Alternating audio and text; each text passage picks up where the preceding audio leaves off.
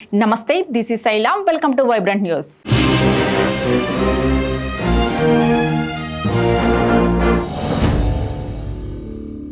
వైఎస్ఆర్ జిల్లాలో సీఎం జగన్ పర్యటన ముగిసింది.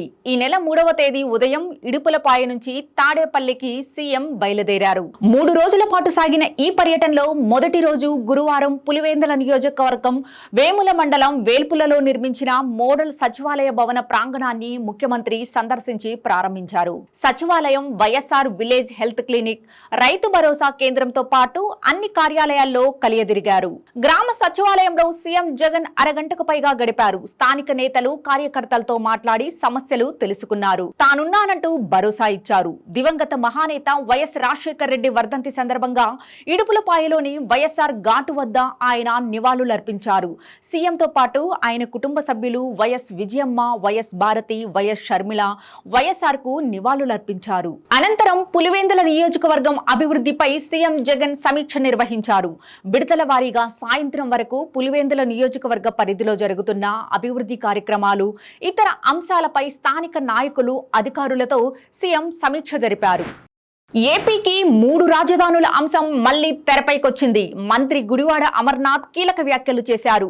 రాష్ట్రానికి 3 క్యాపిటల్స్ కావాలన్నదే మా పార్టీ పాలసీ, మా నాయకుడు, మా ప్రభుత్వ విధానమన్నారు. వచ్చే ఎన్నికల నాటికి బిల్లు రాబోతోందా అన్న ప్రశ్నకు సమాధానమిచ్చిన మంత్రి, అంత లేటెందుకు, ఎన్నికల వరకు ఆగడం ఎందుకు, ఈ అసెంబ్లీ సమావేశాల్లోనే బిల్లు రావచ్చంటూ కీలక వ్యాఖ్యలు చేశారు. అందరికీ ఆమోదయోగ్యమైన సమర్థవంతమైన బిల్లు రాబోతోందని కామెంట్ చేశారు.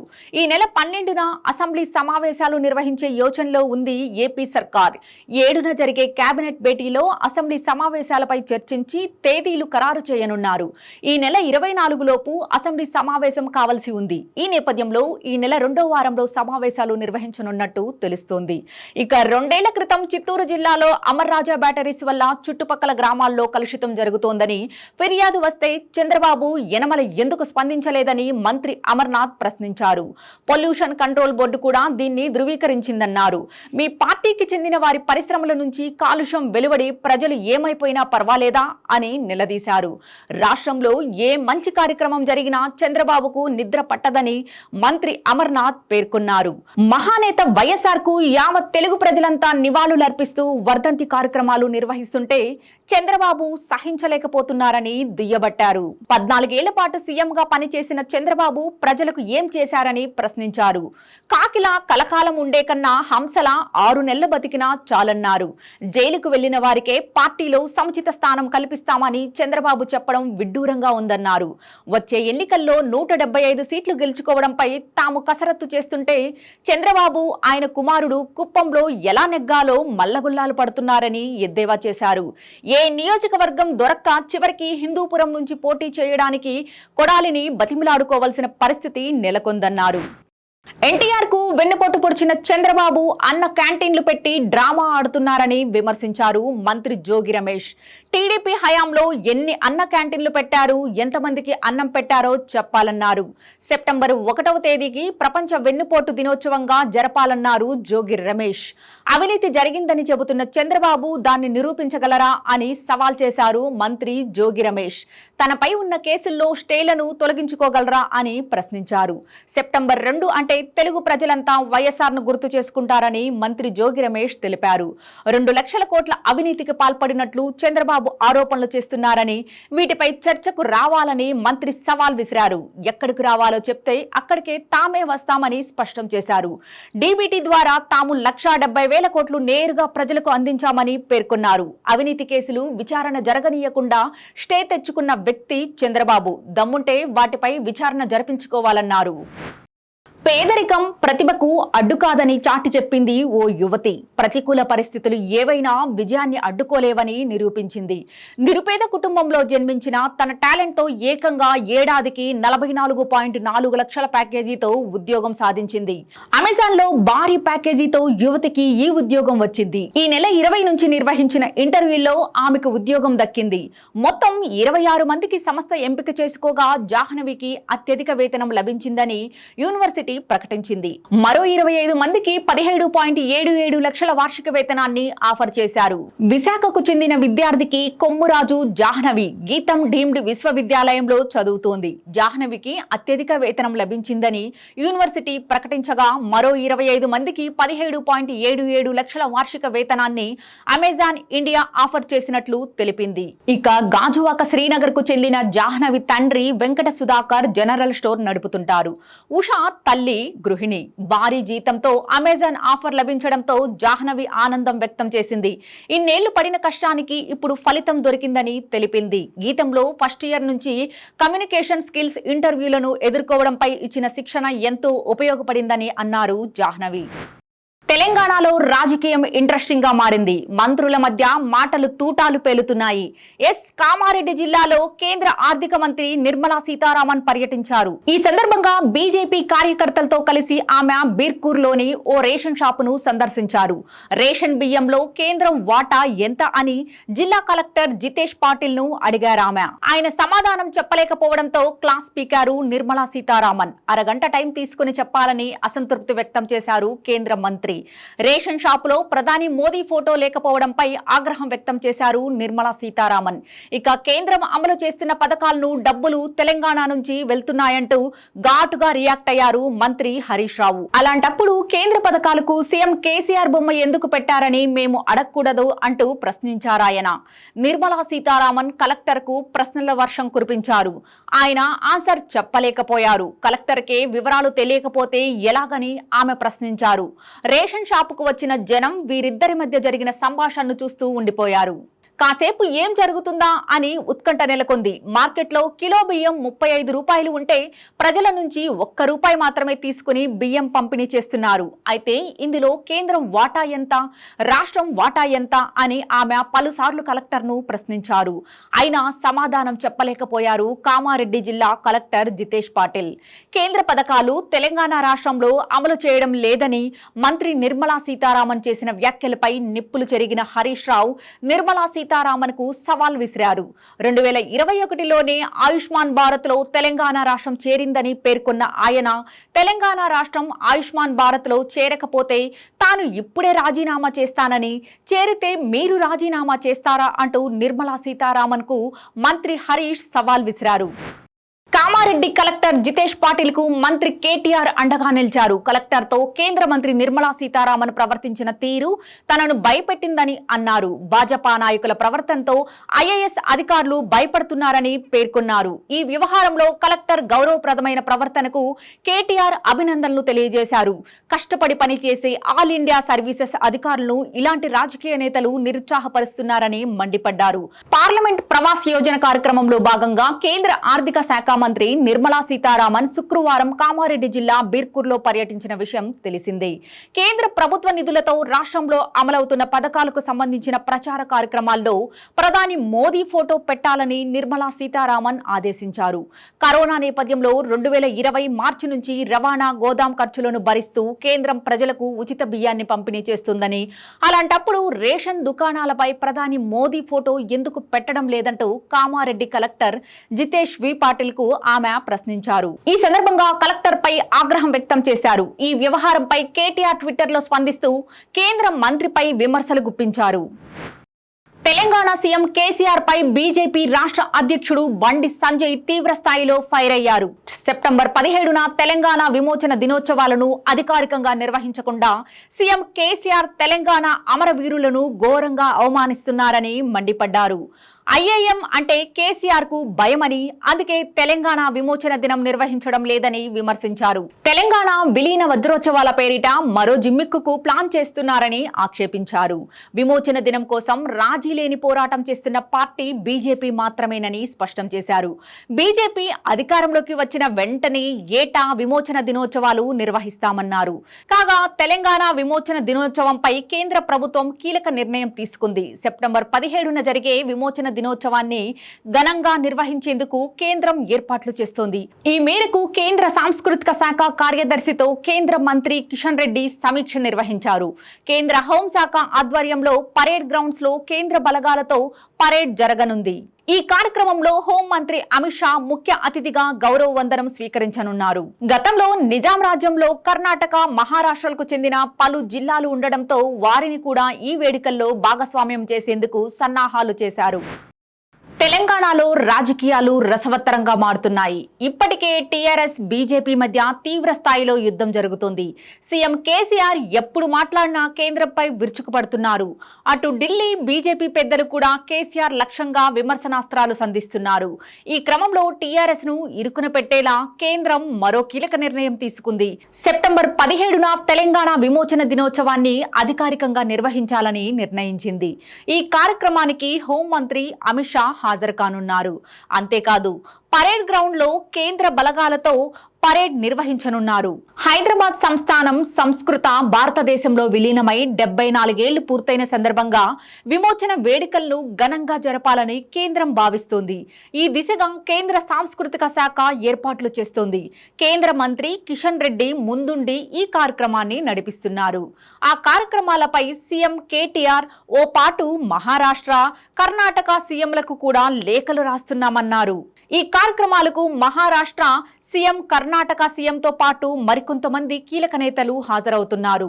ఎంఐఎంకి భయపడే తెలంగాణ విమోచన దినోత్సవాన్ని కేసీఆర్ అధికారికంగా నిర్వహించడం లేదని విమర్శిస్తున్నారు బీజేపీ నేతలు.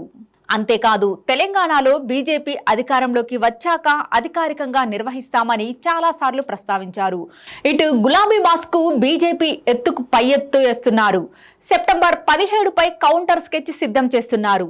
నిజాం పాలన నుంచి తెలంగాణకు స్వాతంత్రం వచ్చి 74 ఏళ్లు నిండిన సందర్భంగా వజ్రోత్సవాల పేరుతో గ్రాండ్ గా సెలబ్రేట్ చేసేందుకు డిసైడ్ అయ్యారు. తెలంగాణ సంస్కృతికి అద్దం పట్టేలా 16, 17, 18 తేదీల్లో రాష్ట్రమంతటా కార్యక్రమాలు నిర్వహించేలా ఏర్పాట్లు చేస్తున్నారు. స్వతంత్ర భారత వజ్రోత్సవాల తరహాలోనే ఘనంగా నిర్వహించేందుకు ప్రణాళికలు సిద్ధం చేస్తోంది. వీరుల త్యాగాలను స్మరిస్తూ జాతీయ స్ఫూర్తిని, సమైక్యతా భావాన్ని భవిష్యత్ తరాలకు అందించడమే లక్ష్యంగా, తెలంగాణ ఖ్యాతిని ఎలుగెత్తి చాటడమే ధ్యేయంగా పలు కార్యక్రమాలకు రూపకల్పన చేస్తోంది. ఇవాళ జరిగే కేబినెట్ భేటీలో సీఎం కీలక నిర్ణయం తీసుకోనున్నారు. ఈ నెల 17 నుంచి వచ్చే ఏడాది సెప్టెంబర్ 17 దాకా ఏడాది పాటు సాంస్కృతిక కార్యక్రమాలను నైజాం విముక్త సంస్కృత ఉత్సవాల పేరిట చేపట్టాలని ఆర్ఎస్ఎస్ నిర్ణయించింది. రాజకీయ రంగు లేకుండా నైజాం నిరంకుశ పాలనకు వ్యతిరేకంగా ఆనాటి నియంతృత్వ పాలనను ఎత్తి చూపేలా వివిధ కార్యక్రమాలను చేపట్టాలని భావిస్తోంది. డ్రాగన్ పాక్కు వణుకు పుట్టేలా ఐఎన్ఎస్ విక్రాంత్ జలప్రవేశం చేసింది. ప్రధాని మోడీ ఈ యుద్ధ నౌకను కొచ్చిలో జాతికి అంకితమిచ్చారు. 30వ యుద్ధ విమానాలను తీసుకెళ్లే సత్తా ఉన్న ఈ యుద్ధ నౌకతో భారత నేవీ మరింత పటిష్టమవుతుందని అన్నారు మోదీ. భారత అమ్ముల పొదిలో చేరిన మరో అద్భుత అస్త్రం చేరింది. ఐఎన్ఎస్ విక్రాంత్ యుద్ధ నౌకను జలప్రవేశం చేశారు ప్రధాని మోదీ. కేరళ కొచ్చి షిప్ యార్డ్ వేదికగా జరిగిన ఈ కార్యక్రమంలో మోదీతో పాటు రక్షణ మంత్రి రాజ్నాథ్ సింగ్, కేరళ ముఖ్యమంత్రి పినరై విజయన్ కూడా పాల్గొన్నారు. ఐఎన్ఎస్ విక్రాంతి ఎంట్రీతో ఇండియన్ నేవీ లోగోలో కూడా మార్పు జరిగింది. ఈ యుద్ధ నౌక లాంచింగ్ కు ముందు కొత్త లోగోను కూడా ఆవిష్కరించింది. నావికా దళం నుంచి గౌరవ వందనం స్వీకరించారు ప్రధాని మోదీ. ఐఎన్ఎస్ విక్రాంత్ యుద్ధ నౌక ప్రపంచ పట్టంలో భారత్ను ఉన్నతమైన స్థితిలో నిలుపుతుందన్నారు ప్రధాని మోదీ. దీని ద్వారా మనం ఇప్పుడు అభివృద్ధి చెందిన దేశాల సరసన చేరామని సగర్వంగా ప్రకటించారు. బాహుబలి యుద్ధ నౌకగా పేరున్న ఈ ఎయిర్ క్రాఫ్ట్ క్యారియర్ భారత్ కృషికి, ప్రతిభకు నిలువుటద్దమని కొనియాడారు. పూర్తి స్వదేశీ పరిజ్ఞానంతో నిర్మించిన మొదటి విమాన వాహక యుద్ధం నౌక ఇదే. ఐఎన్ఎస్ విక్రాంత్కి ఇంకా చాలా స్పెషాలిటీస్ ఉన్నాయి. 30 యుద్ధ విమానాలు, హెలికాప్టర్ తీసుకెళ్లే సామర్థ్యం దీని సొంతం. 262 మీటర్ల పొడవు, 62 మీటర్ల వెడల్పు, 59 మీటర్ల ఎత్తుతో కూడిన భారీ యుద్ధ నౌక ఇది. దాదాపు 45,000 టన్నుల బరువుండే ఐఎన్ఎస్ విక్రాంత్ నిర్మాణం కోసం 20,000 కోట్ల రూపాయలు ఖర్చయింది. ఒక్కసారి ఈ నౌకలో ఇంధనం నింపితే ఇది భారత తీరం మొత్తం 2 సార్లు చుట్టి రాగలదు. షిప్ లో 1600 మంది సిబ్బంది ఉంటారు. గంటకు 51.8 కిలోమీటర్ల వేగంతో ప్రయాణిస్తుంది ఐఎన్ఎస్ విక్రాంత్. ఎమర్జెన్సీ సర్వీసుల కోసం ఇందులో 16 పడక గదుల ఆసుపత్రి కూడా ఉంది. బాలీవుడ్ నుంచి వస్తున్న బడా మూవీస్ లో బ్రహ్మాస్త్ర ఒకటి. పాన్ ఇండియా మూవీగా రిలీజ్ అవుతున్న ఈ సినిమాలో రణబీర్ కపూర్ హీరోగా నటిస్తుండగా ఆలియా భట్ హీరోయిన్ గా నటిస్తోంది. బాలీవుడ్ డైరెక్టర్ అయన్ ముఖర్జీ తెరకెక్కిస్తున్న ఈ సినిమాపై అంచనాలు భారీగానే నెలకొన్నాయి. అక్కినేని నాగార్జున, మౌని రాయ్ ప్రధాన పాత్రలో నటిస్తున్న ఈ మూవీ కోసం ప్రేక్షకులను ఎంతో ఆసక్తిగా ఎదురుచూస్తున్నారు. ఇప్పటికే విడుదలైన పోస్టర్స్, ట్రైలర్ సినిమాపై భారీ హైప్ క్రియేట్ చేశాయి. పాన్ ఇండియా లెవెల్లో భారీ బడ్జెట్ తో నిర్మిస్తున్న ఈ చిత్రాన్ని తెలుగులో రాజమౌళి విడుదల చేయనున్నారు. ఇందులో అమితాబ్ సైతం కీలక పాత్రలో నటిస్తున్నారు. పాన్ ఇండియా స్థాయిలో 2022 సెప్టెంబర్ 9న హిందీ, తెలుగు, తమిళం, కన్నడ, మలయాళ భాషల్లో ఈ సినిమా విడుదల కానుంది. తాజాగా ఈ సినిమా ప్రెస్ మీట్ ను నిర్వహించారు. ఈ కార్యక్రమంలో రాజమౌళి మాట్లాడుతూ, రామోజీ ఫిలిం సిటీలో భారీగా ప్రీ రిలీజ్ ను నిర్వహించాలని అనుకున్నాం. దానికోసం బాగా ఏర్పాటు చేశాం, కానీ అది కుదరలేదు. కరణ్ జోహార్ వినాయకుడి పూజ సరిగ్గా చేసి ఉండరు, అందుకే ప్రోగ్రాం జరగలేదు అని నవ్వుతూ అన్నారు రాజమౌళి. గణేష్ నిమజ్జనం జరుగుతుండటంతో పోలీసులు బందోబస్తు కల్పించలేకపోయామన్నారు. దాంతో ప్రీ రిలీజ్ ఈవెంట్ నిర్వహించలేకపోయామన్నారు జక్కన్న. బ్రహ్మాస్త్రంలో రణబీర్ కపూర్ మంటను తన చేతి నుంచి విసిరే అద్భుతమైన శక్తి కలిగి ఉంటాడు. దాన్ని మనం ట్రైలర్ లోనూ చూస్తుంటాం. దాన్ని లైవ్ లో చూపించాలని భారీగా ఫైర్ వర్క్స్ ను ప్లాన్ చేశాం, కానీ కుదరలేదు. అలాగే తొడగొట్టి చిన్న అని రణబీర్ కపూర్ అడుగుతాడు. అప్పుడు ఎన్టీఆర్ తొడగొడితే ఫైర్ వచ్చేలా ప్లాన్ చేశాం, అది కూడా కుదరలేదు. కానీ దాన్ని బ్రహ్మాస్త్ర సక్సెస్ మీట్ లో చేసి చూపిస్తాం అన్నారు జక్కన్న. మేం మా చిన్నతనంలో వెదురు కర్రలతో బాణాలు వేసుకుని వాటిపై బ్రహ్మాస్త్రం, నాగాస్త్రం, ఆగ్నేయాస్త్రం, వరుణాస్త్రం, విష్ణాస్త్రం అంటూ రాసుకుని ఆడుకునేవాళ్ళం. మాలాగే చాలా మంది ఆడుకునేవాళ్ళు. అయన్ ముఖర్జీ బ్రహ్మాస్త్రం కథ చెప్పినప్పుడు నా చిన్ననాటి ఫ్యాంటసీ విషయాలన్నీ గుర్తుకు వచ్చాయి అన్నారు జక్కన్న. ఇలాంటి మంచి సినిమాకు సపోర్ట్ చేయాలని అనుకున్నా. ఎన్టీఆర్ ప్రస్తుతం బాలీవుడ్ లో రిలీజ్ అవుతున్న పెద్ద సినిమా ఏదైనా ఉంది అంటే అది బ్రహ్మాస్త్ర. పాన్ ఇండియా మూవీగా తెరకెక్కిన ఈ సినిమా త్వరలోనే ప్రేక్షకుల ముందుకు రానుంది. ఈ సినిమాను తెలుగులో బ్రహ్మాస్త్రం అనే టైటిల్ తో విడుదల చేయనున్నారు. బాలీవుడ్ లవర్ బాయ్ రణబీర్ కపూర్ ఈ సినిమాలో హీరోగా నటిస్తుండగా, ఆయన సతీమణి ఆలియా భట్ ఈ మూవీలో హీరోయిన్ గా నటిస్తున్నారు. ఇక ఈ సినిమాలో కింగ్ అక్కినేని నాగార్జున, అమితాబ్ బచ్చన్ కీలక పాత్రలో నటిస్తున్నారు. ఇక ఈ సినిమాను సెప్టెంబర్ 9న విడుదల కానుంది. ఇప్పటికే ఈ సినిమా నుంచి విడుదలైన ఈ సినిమా పోస్టర్స్ దగ్గర నుంచి ట్రైలర్, టీజర్, పాటలు ప్రేక్షకులను విపరీతంగా ఆకట్టుకున్నాయి. ఇక సినిమా రిలీజ్ దగ్గర పడుతుండటంతో ఈ సినిమా ప్రమోషన్ స్పీడ్ గా పెంచారు. తాజాగా ఈ సినిమా ప్రెస్ మీట్ ను హైదరాబాద్ లో నిర్వహించారు. నిజానికి ఈ మూవీ ప్రీ రిలీజ్ ఈవెంట్ నిర్వహించాల్సి ఉండగా పోలీసులు పర్మిషన్ ఇవ్వకపోవడంతో ప్రెస్ మీట్ ను నిర్వహించారు. ఈ ప్రెస్ మీట్ కు యంగ్ టైగర్ ఎన్టీఆర్ గెస్ట్ గా హాజరయ్యారు. ఈ సందర్భంగా తారక్ మాట్లాడుతూ, ముందుగా ఇక్కడకు రావాలనుకున్న అభిమానులు రాలేకపోయినందుకు వారికి క్షమాపణలు చెప్పారు. ప్రీ రిలీజ్ ఈవెంట్ ను ఎంతో ఆర్భాటంగా చేద్దామని అనుకున్నారని, అయితే గణేష్ బందోబస్తు ఉండడంతో పోలీసులు అనుమతి ఇవ్వలేకపోయారన్నారు. పోలీసులు చెప్పింది మన కోసమే, వారు చెప్పింది వినడం దేశ పౌరుడిగా మన ప్రథమ ధర్మం అన్నారు తారక్. ఈవెంట్ కి రాలేకపోయినప్పటికీ మంచి సినిమాలను ఆశీర్వదిస్తారని నమ్ముతున్నాం అన్నారు తారక్. అమితాబ్ బచ్చన్ గారికి నేను పెద్ద ఫ్యాన్. ఆయనలో ప్రతి క్వాలిటీ నాకు ఇష్టం. అమితాబ్ తర్వాత నాకు రణబీర్ అంటే ఇష్టం. రాక్షార్ సినిమా నుంచి రణబీర్ నటనంతే తనకెంతో ఇష్టమని చెప్పుకొచ్చారు తారక్. అలాగే సినిమా ఇండస్ట్రీ తెలియని ఒత్తిడికి లోనవుతుంది అన్నారు. ఎందుకంటే ప్రేక్షకులకు కొత్తగా ఇంకా ఏదో కావాలి. మొత్తం సినీ ఇండస్ట్రీ ఈ ఛాలెంజ్ ను స్వీకరించాలి. మంచి మంచి సినిమాలు చేయాలి. మంచి సినిమాలు, గొప్ప సినిమాలను ప్రేక్షకుల కోసం రూపొందిస్తాం. బ్రహ్మాస్త్రం సినిమా ఇండియన్ ఫిల్మ్ ఇండస్ట్రీకి ఓ బ్రహ్మాస్త్రం కావాలని మనస్ఫూర్తిగా కోరుకుంటున్నాను. భారత క్రికెట్ ప్రేమికులు ఆదివారం కోసం ఎదురు చూస్తున్నారు. ఆసియా కప్ 2022లో భారత్ మరోసారి పాకిస్తాన్ ను ఢీకొట్టనుంది. 7 రోజుల తేడాతో రెండోసారి ఇరు జట్లు తలపడనున్నాయి. దీంతో ఇరు జట్ల అభిమానులతో సహా ప్రపంచ క్రికెట్ మరోసారి అద్భుతమైన మ్యాచ్ ను దర్శించనున్నారు. భారత్, పాక్ దేశాల మధ్య పోటీ అంటే ఇద్దరు జట్టు క్రీడాకారులు హోరాహోరీన తలపడుతున్నారు. పాకిస్తాన్ చివరి మ్యాచ్లో హాంకాంగ్ ను ఓడించి సూపర్ 4 రౌండ్లోకి ప్రవేశించింది. ప్రవేశించింది. దీంతో సెప్టెంబర్ 4వ తేదీన భారత్ పాకిస్తాన్ జట్లు మరోసారి తలపడనున్నాయి. ఇదిలా ఉంటే ఈ నెల 2వ తేదీన హాంకాంగ్ లో జరిగిన మ్యాచ్ లో ఘన విజయం సాధించిన పాకిస్తాన్ సూపర్ 4 కు అర్హత సాధించింది. కాగా అంతకు ముందు ఇదే హాంకాంగ్ పై 40 పరుగుల తేడాతో గెలుపొందిన భారత్ ఆసియా కప్ సూపర్ 4 కి అర్హత సాధించింది. కాగా ఆసియా కప్ 2022 లీగ్ దశ మ్యాచ్లు శుక్రవారంతో ముగిశాయి. గ్రూప్ ఏ నుంచి భారత్ పాకిస్తాన్ జట్లు అర్హత సాధించగా గ్రూప్ బి నుంచి ఆఫ్ఘనిస్తాన్ శ్రీలంక సూపర్ 4 లో అడుగుపెట్టాయి. ఈ టోర్నీ నుంచి బంగ్లాదేశ్ హాంకాంగ్ జట్లు నిష్క్రమించాయి. ఇక శనివారం నుంచి సూపర్ 4 దశకు తెరలేవనుంది. ఈ నేపథ్యంలో ఆసియా కప్ సూపర్ 4 షెడ్యూల్ ను ఓసారి పరిశీలిద్దాం. For enquiries and queries, please reach us at contact@vibrantmedia.net. Please subscribe to Vibrant TV.